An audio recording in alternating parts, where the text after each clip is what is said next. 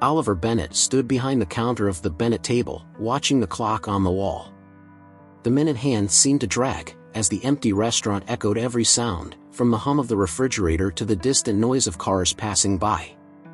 He sighed, running his hands over his apron. The rainy night was just another excuse for customers to stay away, though he knew the real problem lay across the street, Fusion Point, the trendy restaurant that had stolen the spotlight from his business. For 3 generations, the Bennett table had been a symbol of tradition in the town. It was the place where families celebrated birthdays, couples marked wedding anniversaries, and friends gathered for comforting meals. But as time passed, the town changed. People seemed to prefer sophisticated dishes and modernity over tradition.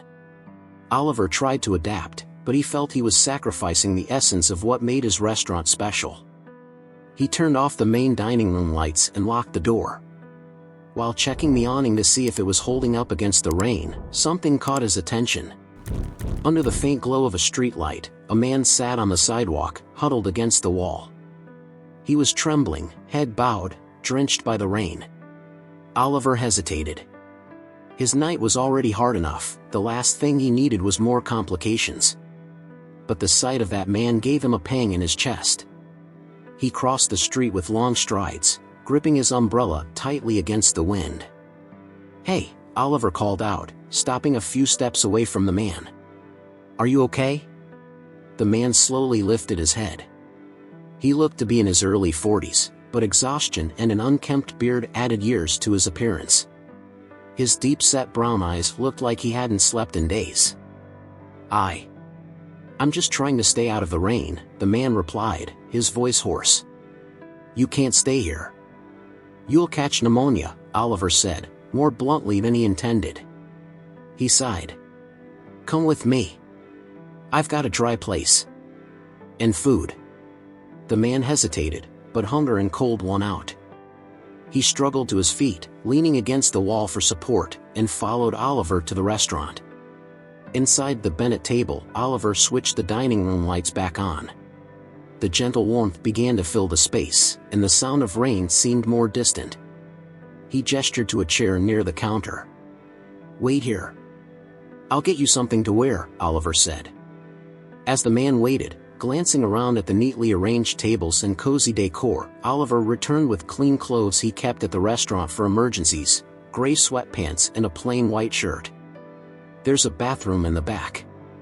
Go dry off," Oliver said, handing over the clothes. The man nodded gratefully and disappeared down the hallway.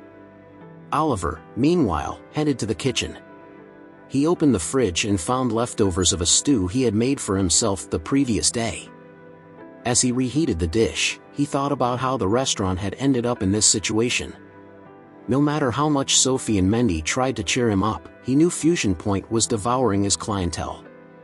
Nathan Collins, the manager of the rival restaurant, was smart, charismatic, and knew how to draw the younger crowd. And Oliver, with his traditional dishes and lack of marketing savvy, felt he was fighting a losing battle. When the man returned, now dry and dressed in clean clothes, Oliver placed a steaming bowl of stew in front of him, along with a piece of bread. "Here, eat this. It's not much, but it'll help. It's more than I could ask for." "Thank you," the man said, holding the bowl with trembling hands. As he ate, Oliver sat across from him. "What's your name?" he asked. "Rick," he replied between spoonfuls. "I'm Oliver. This is my restaurant. Or at least, it was. It's pretty empty now." Rick looked around. "It's a nice place. Reminds me of the restaurants I used to go to, before." "Before what?" Oliver asked, trying not to sound intrusive. Rick lowered his gaze, visibly uncomfortable. "Before everything fell apart." Oliver realized it wasn't the time to press further. He changed the subject, talking about how the Bennett table was a family business and how he was struggling to keep it alive. Rick listened silently, occasionally nodding. "I know how that feels," Rick finally said. "I had something that meant everything to me once. And I lost it." The confession lingered in the air, heavy with silent sorrow. Oliver saw a resemblance between them, two men fighting to find purpose amidst failure. "Listen," Oliver said, breaking the silence. "You can sleep here tonight. Tomorrow, we'll figure something out." Rick looked at him, incredulous. "Why are you doing this?" "Because sometimes, all we need is a chance," Oliver replied, standing up to turn off the lights again. As Oliver walked home, he felt torn. He wasn't sure if he'd done the right thing by helping that man, but he knew that something about Rick had moved him. Maybe it was because, deep down, he needed help too. The dining room of the Bennett table was quiet, illuminated only by the warm yellow glow of the hanging lights. Oliver and Rick were still seated at the table, the smell of the stew lingering in the air. Rick held a coffee cup between his hands, trying to warm his cold, stiffened fingers. The rain outside had calmed, but the sound of drops trickling down the gutter created a gentle melody that filled the moments of silence. "You said you lost something important," Oliver began, breaking the quiet. "Do you want to tell me what happened?" Rick hesitated, looking down at the table. He rotated the cup in his hands, as if trying to find the right words. "It's not easy to talk about," he began, his voice raspy. "But, well, I had a normal life. A job at a factory, a wonderful wife named Julia, and a little boy, Ethan. We weren't rich, but we had enough. And that was everything to me." Oliver could see Rick retreating into his memories, his words growing heavier with each sentence. Everything changed when the factory shut down. It happened suddenly. One morning, the manager walked in with a piece of paper and said they were cutting costs. The department I worked in was the first to go. Just like that. I was out of a job. Oliver nodded. He'd heard stories like that before. His own town had seen many businesses close, leaving entire families in desperate situations. Julia tried to be strong. She told me we'd figure it out, that I was smart and hardworking. But the more time passed, the deeper I sank. I couldn't find work. Every interview was a no, and I started drinking to drown my frustration. Rick paused, looking at Oliver as if seeking permission to continue. Oliver just nodded. It turned me into a man I didn't recognize. I started losing my temper with Julia, distancing myself from her and Ethan. I knew it was wrong, but it felt like, the harder I tried to fix things, the more I ruined everything. Rick took a deep breath before going on. After a while, Julia couldn't take it anymore. We had a terrible fight, and she told me she was leaving. That night, she took Ethan and went to her parents' house. I don't blame them. I wasn't someone they could count on. Oliver felt the weight of those words. He thought about Sophie and Mendy, about how he felt like a failure every time the restaurant had another empty night. The thought of losing his family made his stomach knot. What happened next? Oliver asked carefully. Rick shrugged, his eyes fixed on the coffee cup. I lost everything. The house, the car, the little I had was gone. I ended up on the streets, and since then, it's been like this. One day at a time. The silence that followed was profound but not uncomfortable. Oliver felt that, in some way, Rick's story resonated with him. Not for the same reasons, but for the shared sense of failure and helplessness. Do you still think about them? Oliver asked. Every day, Rick replied quietly. I think about Ethan, wonder how he's doing. If he even remembers me.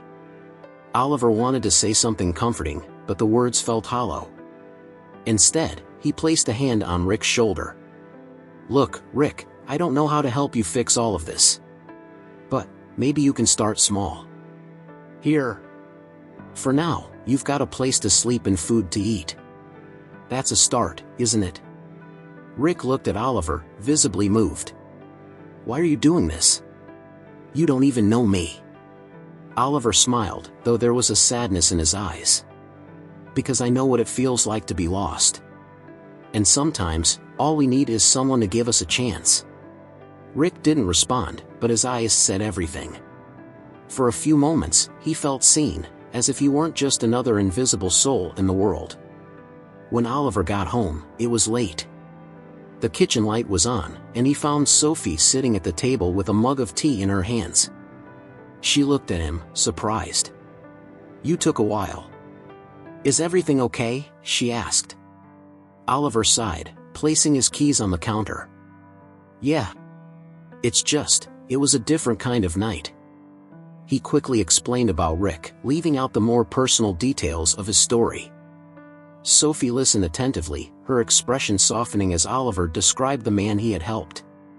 "That was a kind thing to do," she said. "It's not every day someone does that." Oliver shrugged. "I don't know. Maybe it was selfish. Maybe I just wanted to feel useful to someone since I can't seem to keep the restaurant afloat." Sophie stood up, placing a hand on Oliver's face. "You're being too hard on yourself. You're a good man, Oliver. And, with or without the restaurant, never forget that." He tried to smile, but exhaustion won. After kissing Sophie, he went upstairs to the bedroom, where Mendy was already asleep. He looked at his daughter for a few seconds before lying down. The last thing he saw before closing his eyes was the ceiling, as thoughts of Rick and the restaurant swirled in his mind. The next morning began with the first rays of sunlight streaming through the windows of the Bennett table. Rick woke up in a corner of the main dining room, where Oliver had improvised a comfortable spot with some cushions and a blanket. He stretched, his muscles sore from years of sleeping on the streets protesting the movement. For a moment, he sat still, looking around. The walls of the restaurant told stories, awards hung on display, photos of community events, and old portraits of the Bennett family. It was a place full of memories and meaning. Rick felt grateful to be there, even if only for a night. As he got up, he heard the sound of his own footsteps echoing on the wooden floor. He peeked into the kitchen through the partially open door. No one was there. Oliver hadn't arrived yet. Rick hesitated for a few seconds before stepping inside. The kitchen was impeccably organized, with shelves full of ingredients and shiny utensils glinting in the morning light. Rick stood still, admiring the space. His eyes fell on a basket of fresh vegetables and a shelf filled with dried herbs. Suddenly, a memory hit him, a fragment of his childhood when his grandmother taught him to cook. She used to say, "Food is the language of love. When you cook for someone, you're telling them you care." He opened the refrigerator and found some chicken pieces. Nearby, there was a jar of fresh cream. The ingredients were simple but enough. Carefully, he began to work, his movements slow and deliberate. He washed and chopped the vegetables, seasoned the chicken with herbs, and prepared a deep pot on the stove. The aroma started wafting through the kitchen, filling the empty dining room. It was a comforting smell, something that warmed both body and soul. Outside, passers-by began to slow down, some stopping to look in through the windows. The scent seemed irresistible. As Rick stirred the pot, he heard a noise coming from the dining room. He opened the kitchen door and saw 3 people outside, peering curiously inside. "Are you open yet?" a woman asked with a curious smile. Rick blinked, confused. Not yet. But I can let the owner know when he gets here." The woman nodded but didn't move, continuing to watch. Rick returned to the kitchen, now feeling a tinge of anxiety. He hadn't meant to draw attention, but something about that dish seemed to have struck a chord with people. When Oliver arrived about an hour later, he noticed the small line forming outside the restaurant. It was something he hadn't seen in months. He hurried inside, catching the scent even before opening the door. "What's going on here?" Oliver asked, half confused, half curious. Rick appeared at the kitchen door, looking hesitant. "Good morning, Oliver. I made something. I just wanted to give back for what you did for me last night." Oliver looked at the pot on the stove, steam curling upward in aromatic spirals. He grabbed a spoon and tasted the stew. It was like an explosion of memories and flavors. The chicken was tender, the cream added a rich texture, and the fresh herbs gave it a complexity that felt both homemade and sophisticated. "Rick," Oliver began, setting the spoon in the sink. "This is incredible." Rick gave a shy smile. "It's my grandmother's recipe. She used to make it when I was little. She always said this dish could cure anything. Oliver glanced at the line outside. People continued to arrive, drawn by the aroma. He looked at Rick and said, "Put on an apron." "Now." "Wait, what?" Rick asked, confused. "There's a line of people wanting to try your recipe. We're opening the restaurant now, and you're leading the kitchen," Oliver said with a glint in his eye. Rick froze for a moment. "But I'm not a chef. I don't even know if I can." "Rick," Oliver interrupted, placing a firm hand on his shoulder. "You made something that brought people into my restaurant. Trust me. You can do this." Rick took a deep breath and nodded. He donned the apron as Oliver called in the other staff members for the afternoon shift. When Carla, the young waitress, and Tom, the older cook, arrived, Oliver introduced them quickly. "This is Rick, our new chef for today," Oliver said with a smile. "Follow his instructions to make more of this stew. And be quick about it." Tom gave Rick a skeptical look, but Carla seemed excited. "Let's do this," she said, grabbing a notepad and heading out to serve the customers. The restaurant was full within minutes. Though nervous, Rick led the team calmly, explaining each step of the recipe while Oliver managed the dining room. Customers praised the dish, asking if it was a new addition to the menu. Oliver responded with a smile, "It's something special we're trying out." When the last bowl of stew was served, Rick sat down, exhausted but with a sense of accomplishment he hadn't felt in years. Oliver brought 2 bowls to the table and sat beside him. "You saved my day," Oliver said with a sincere smile. Rick laughed, shaking his head. "I just made my grandmother's recipe." "Sometimes, the simplest things are the most powerful," Oliver replied. "And today, you proved that." Rick looked at him, surprised. For the first time in a long while, he felt he might still have something to offer the world. The unexpected success of Rick's stew brought renewed energy to the Bennett table.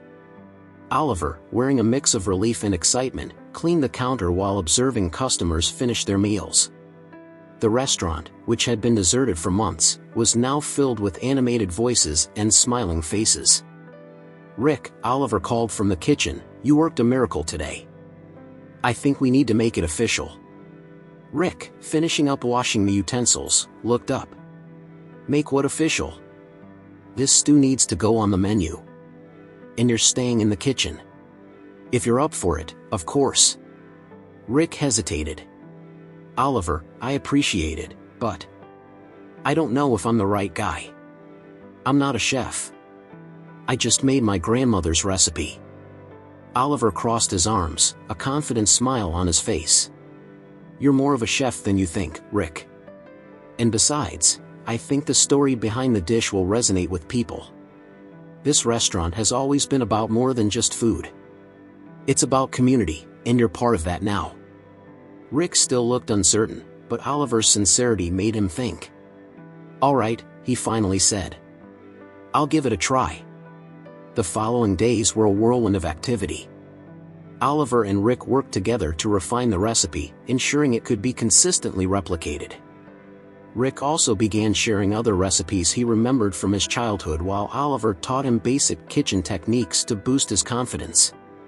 The restaurant staff started adapting to Rick's presence. Carla, always cheerful, became a close ally, often helping to explain orders and keep the kitchen organized. Tom, however, was still skeptical. As an experienced cook used to following Oliver's lead, he struggled to accept Rick's role in the kitchen. "So now anyone can be a chef?" Tom remarked sarcastically while chopping vegetables. Rick heard him but didn't react. He knew Tom needed time to adjust. Carla, however, didn't hold back. "Hey, he saved us the other day, remember? Cut him some slack, Tom." Tom grumbled but went back to work. Rick decided to focus on what he did best, cooking. As the restaurant began to bounce back, competition with Fusion Point also heated up. Nathan Collins, the manager of the modern restaurant, took notice. Sitting at a corner table, he observed the growing number of patrons entering the Bennett table with curiosity. After finishing his meal, he asked to speak with Oliver. Mr. Bennett, Nathan said with a polite smile, I wanted to congratulate you. It looks like things are picking up here. Thank you, Oliver replied, maintaining a professional tone. We're trying.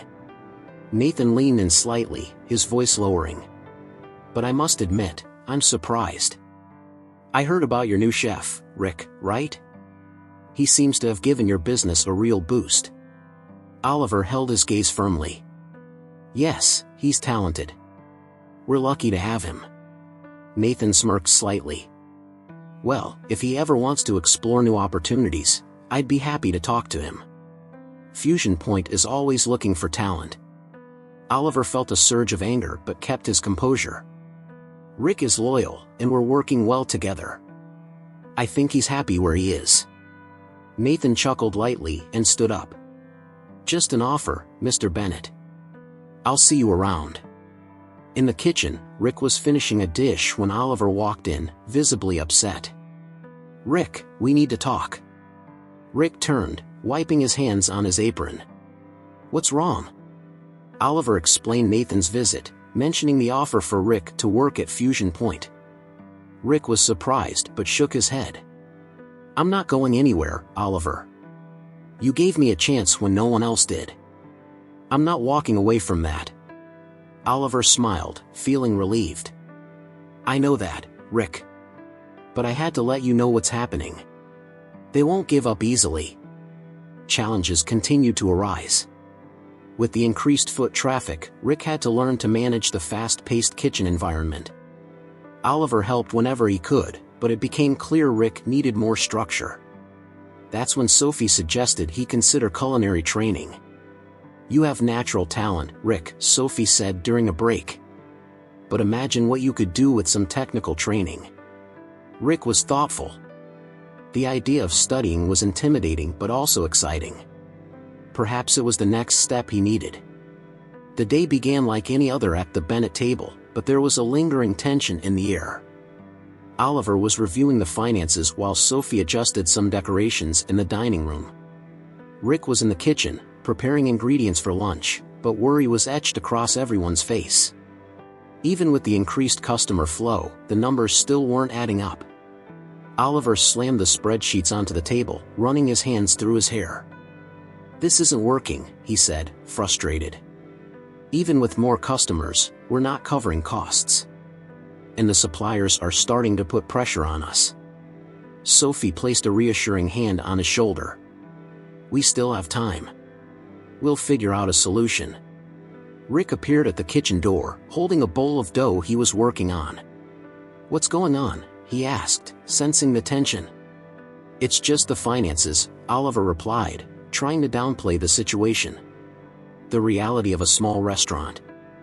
Rick hesitated but walked into the dining room, placing the bowl on the counter.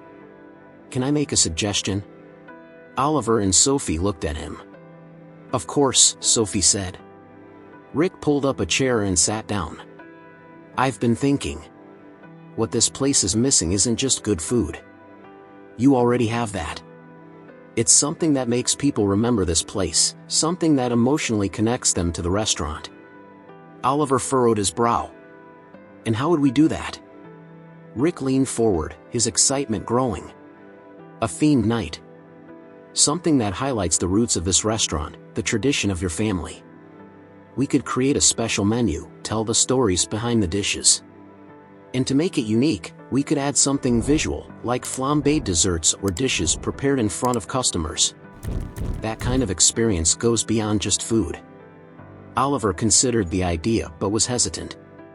I don't know, Rick. We're already stretched thin.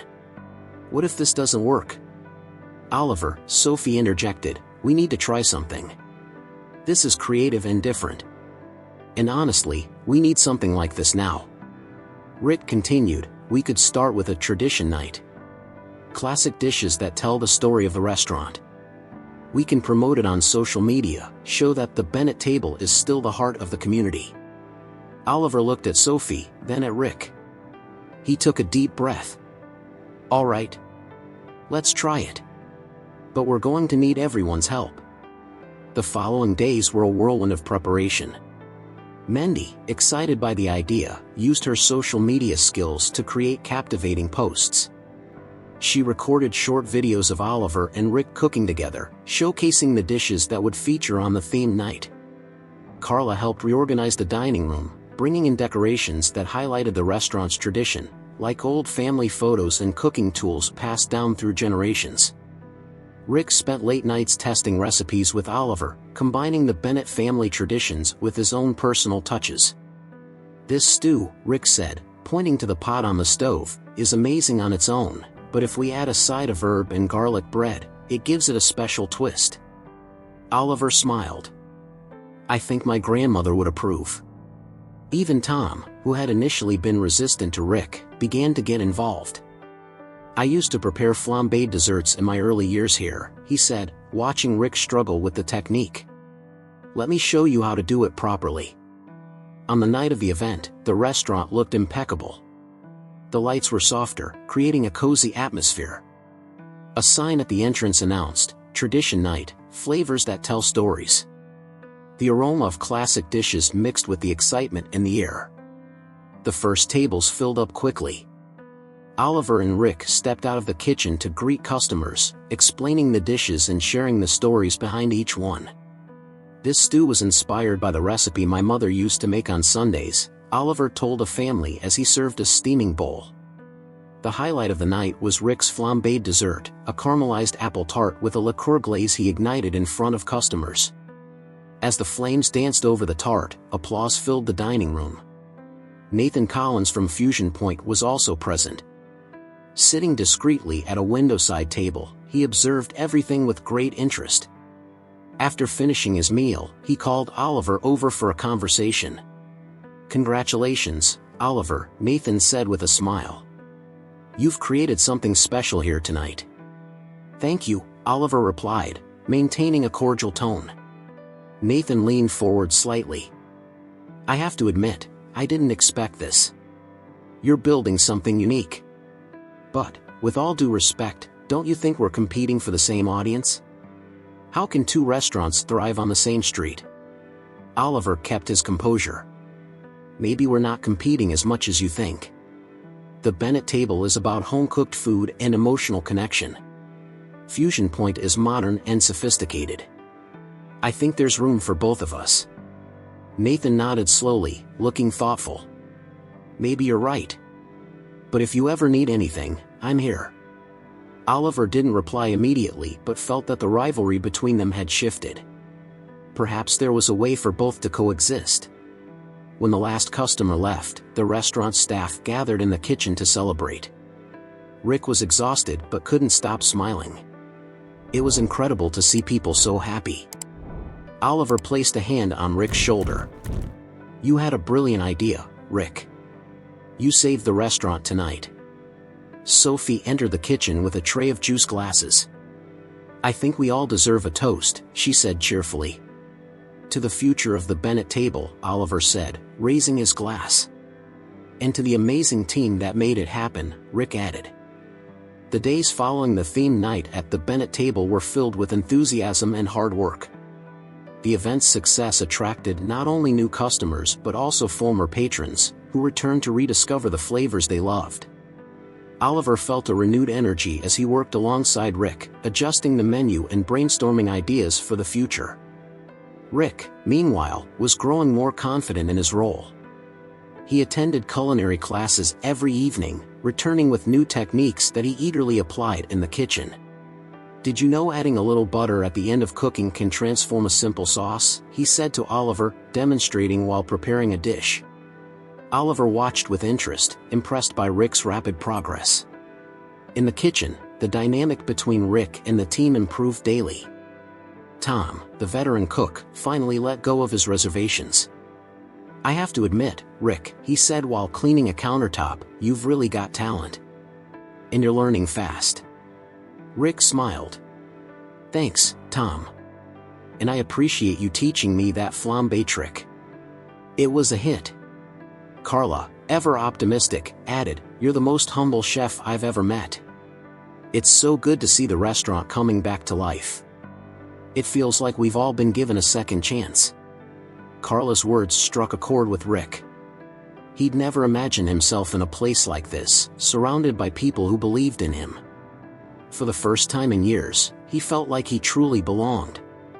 One afternoon, while Oliver and Rick were preparing the restaurant for dinner service, the door opened, and Nathan Collins from Fusion Point walked in. He was alone, dressed in his usual impeccable suit, and carried a bottle of wine. "Oliver," Nathan began, approaching with a smile, "I hope I'm not interrupting." "Not at all," Oliver replied, though he was visibly surprised. "What brings you here?" Nathan placed the bottle on the counter. "I wanted to make amends. I think we got off on the wrong foot. The success of your restaurant has shown me there's room for both of us." Rick, standing close enough to hear, stepped forward. "Do you really think so?" he asked, crossing his arms. Nathan smiled. "Yes. Fusion Point is modern and sophisticated. But the Bennett table has something no marketing can recreate: soul. You tell stories through your food, and that's special." Oliver relaxed slightly, sensing sincerity in Nathan's words. "I think we can agree on that. We don't need to destroy each other to succeed." Nathan nodded. "In fact, I've been thinking, maybe we could collaborate someday. A partnership between two different culinary styles. It could be an interesting event." Rick and Oliver exchanged glances. The idea was intriguing.